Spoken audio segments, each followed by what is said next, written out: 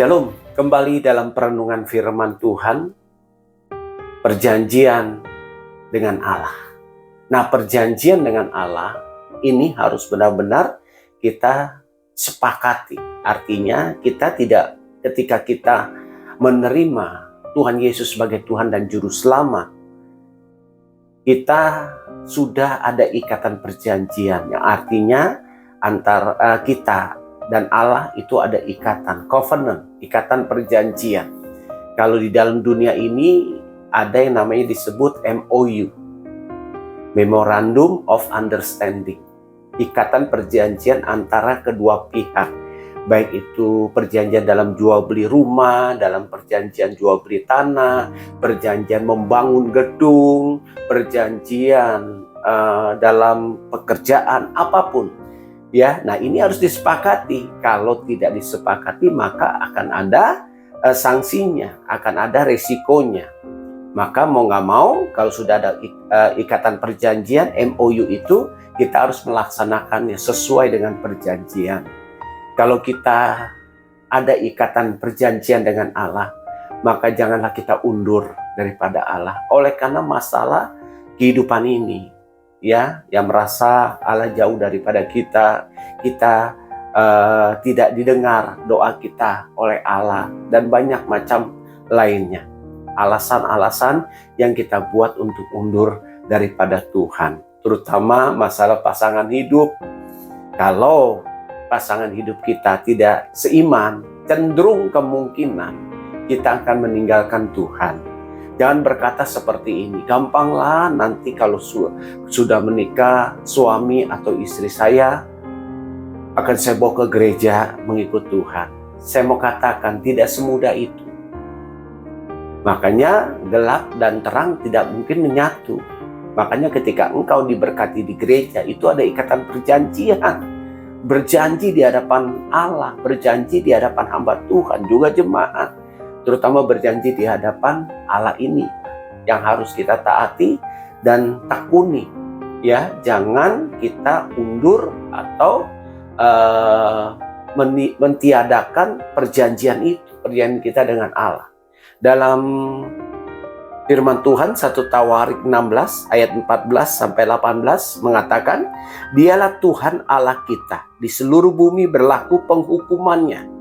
Ia ingat untuk selama-lamanya akan perjanjiannya dan akan firman yang diperintahkannya kepada 1000 angkatan, yang diikatnya dengan Abraham dan akan sumpahnya kepada Ishak. Diadakannya bagi Yakub menjadi ketetapan, bagi Israel menjadi perjanjian kekal.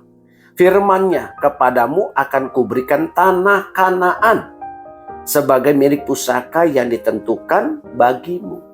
Ini janji Tuhan kalau kita menepati setia kepada ikatan perjanjian kita dengan Allah. Di ayat ke-18-nya dikatakan, "Kepadamu akan kuberikan tanah Kanaan sebagai milik pusaka yang ditentukan bagimu." Tanah Kanaan ini bicara tentang sesuatu yang Tuhan berikan yang luar biasa, yang penuh dengan susu dan madu, hidup di dalam berkelimpahan di dalam Tuhan.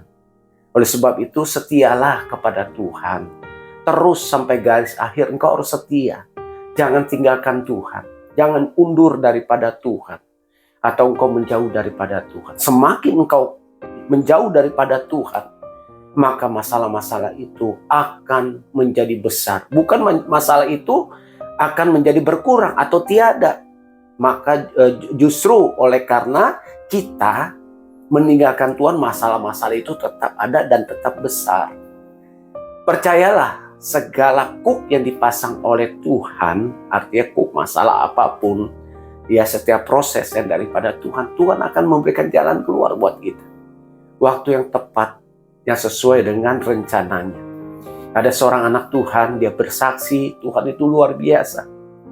Dia ada membeli satu ruko, ya, yang harganya cukup lumayan, ya, seperti itu. Dan dia tidak ada uang, tapi keinginan dia ingin membeli ruko dengan cara, Tuhan, aku membeli ruko dengan cash, tidak dengan KPR atau kredit. Dan Tuhan membukakan jalan dengan luar biasa. Dan ruko itu sekarang milik anaknya. Dia berkata, Pak Yogi, saya bersyukur punya Tuhan yang luar biasa. Saya tahu sekarang bahwa Tuhan itu ada rencana yang terbaik buat saya. Maka percayalah saudara, seperti kedua orang ini, dia mempercayakan Tuhan sampai pada kesudahan.